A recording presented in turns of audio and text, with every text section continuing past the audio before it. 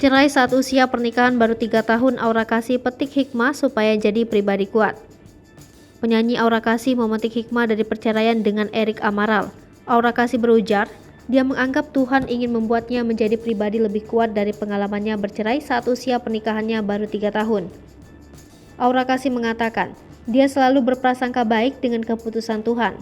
Daripada putus asa dan sedih, Aura Kasih menyebut ada sesuatu yang baik dipersiapkan Tuhan. Agar kuat menjalani kehidupan sebagai single parent, Aura Kasih memperkuat spiritualnya. Diketahui, Aura Kasih dan Erik Amaral resmi menikah pada 26 Desember 2018. Aura Kasih resmi bercerai dari Erik Amaral setelah Pengadilan Agama Jakarta Selatan memutus keduanya berpisah secara first take pada 28 April 2021. Proses persidangan sendiri berjalan dengan singkat karena Erik Amaral tidak pernah datang memenuhi panggilan Pengadilan Agama Jakarta Selatan.